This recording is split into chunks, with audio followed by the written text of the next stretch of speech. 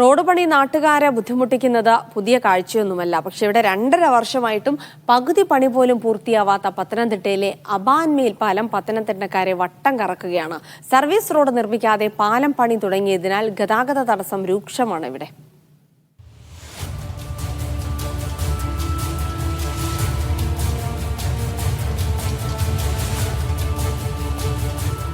പതിനെട്ട് മാസം കൊണ്ട് പാലം പണി പൂർത്തിയാക്കുമെന്ന് പറഞ്ഞാണ് 2021 ഡിസംബർ 13 നിർമ്മാണോദ്ഘാടനം നടന്നത്.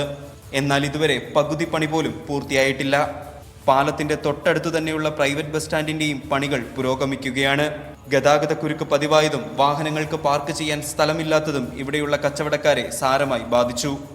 രണ്ട് സൈഡും കിടപ്പുണ്ട്. അതെടുത്ത് ആദ്യം സർവീസ് റോഡ് ഇവർ തയ്യാറാക്കിയിട്ടാണെങ്കിൽ ഇവർ 5 കൊല്ലം കൊണ്ടോ 10 കൊല്ലം കൊണ്ടോ തീർക്ക് ഇവിടുത്തെ വ്യാപാരികൾക്ക് പരാതി ഉണ്ടാവില്ലായിരുന്നു. പത്തനംതിട്ട നഗരത്തിൽ അതിമനോഹരമായ റിംഗ് റോഡ് ഉണ്ടായിരുന്നു. ആ റിംഗ് റോഡിനെ എല്ലാം ഇല്ലാതാക്കിക്കൊണ്ടാണ് യാതൊരു പ്രയോജനമില്ല. പത്തനംതിട്ട നഗരത്തിൽ അശാസ്ത്രീയമായ രീതിയിലാണ് ഈ മേൽപ്പാലം പണിതുകൊണ്ടിരിക്കുന്നത്. ഞങ്ങളിങ്ങനെ ഇവിടെ കിടന്ന് ഈ പൊടിയും മണ്ണും തിന്ന് ഈ ചള്ളക്ക് പിടിക്കാതെ കിടക്കുക.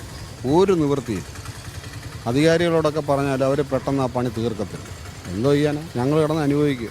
പാലം പണി വേഗം പൂർത്തിയാക്കാനുള്ള നടപടികൾ കേരള റോഡ് ഫണ്ട് ബോർഡുമായി ചേർന്ന് ആലോചിച്ച് എടുക്കുമെന്നും സർവീസ് റോഡിനായി സ്ഥലം വിട്ടുകൊടുത്തിട്ടുണ്ടെന്നും പത്തനംതിട്ട നഗരസഭ വ്യക്തമാക്കി. കോമ്പൻസേഷൻ ലഭിക്കുന്നതിന് മുമ്പ് തന്നെ അഡ്വാൻസ് പൊസഷൻ നൽകുന്നതിന് തയ്യാറാണ് എന്ന് നഗരസഭ എഴുതി നൽകി സ്ഥലം വിട്ട് നൽകിയിരിക്കുകയാണ്. ഏറ്റവും വലിയ ലാർജസ്റ്റ് ലാൻഡ് ഓണർ പത്തനംതിട്ട നഗരസഭയാണ്. അതിൽ വളരെ കുറച്ചാണ് മറ്റ് ലാൻഡ് ഓണേഴ്സിന്. അവരോട് നമ്മൾ അഭ്യർത്ഥിച്ചു.